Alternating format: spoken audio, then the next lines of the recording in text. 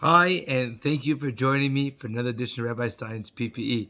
This week's Parsha, Parsha's Terumah, discusses all about the contributions and the dedications and donations that Klal Yisrael made towards the building of the Mishkan. The Parsha then continues to elaborate on all the specific, minute details of each feature of the Mishkan, from the Mizbeach, from the Kodesh HaKadoshim, from the altars, from the Aron Kodesh, from the Mishkan itself. Everything is specific measurement and detail, like the hair, the breadth, the thickness or thinness of a breadth of hair. What is interesting to note is there's a pasuk that echoes and has echoed through the Mefarshim, through the commentators, through centuries. Torah tells us, "Va'asuli mikdash v'shachanti besocham." Make for me a sanctuary so that I should dwell within them. And this context, or this phrase, this puzzle commentators understand. Hashem commands us to build a sanctuary, and the pasuk itself should read that I shall dwell within it. Make me a house, and I'll live in it. Makes sense. But here's no. Make me a house that I shall dwell within them. And the obvious is clear. You see, as history has proven itself, we build a temple, it gets destroyed. We build a house, it gets destroyed. Things happen. The object permanency doesn't always ring true. Does Hashem abandon us? No. Does Hashem continuously envelop his love for us? Absolutely. And just this past week, as we entered and ushered in the month of Adar, Misheniglas Adar Marbin Besimcha, I want to share with you a very powerful idea.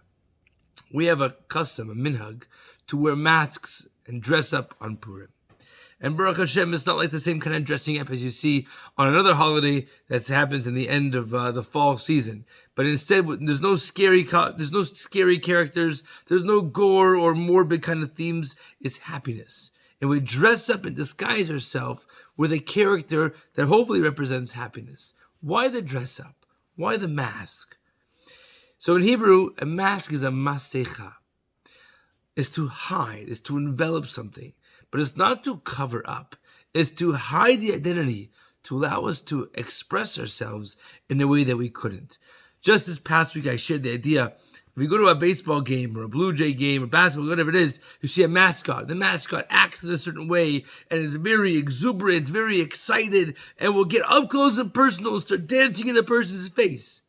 He's comfortable doing that. But if you remove the costume, will they still feel the same way? No. They'll be shy. They'll be timid. They'll be much more introverted. The costume becomes the vehicle to allow us to express ourselves in a way that we never would have done so in the first place. The story of Purim, each episode, each element, each chapter in the Purim story has a new theme, a new plot. And each time, Hashem's name is absent.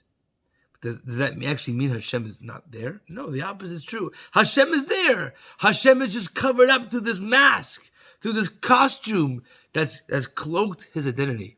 But his presence is still felt incredibly strong. We look into the wide world and we ask ourselves, Hashem, I could use some help over here. Hashem, are you even there? Hashem, are you listening to me? But if we put on the right perspective, we see Hashem might not be visible, but he's in costume. And he's manipulating the scenes. He's influencing the events around us to make sure everything is going to go the way exactly as it needs to go. Might not be well, might not be great, but it is going the way it needs to go. Think about that thought. As a Mishenichnas Adar Marbin Besimcha, have yourselves a wonderful Shabbos. Shabbat Shalom.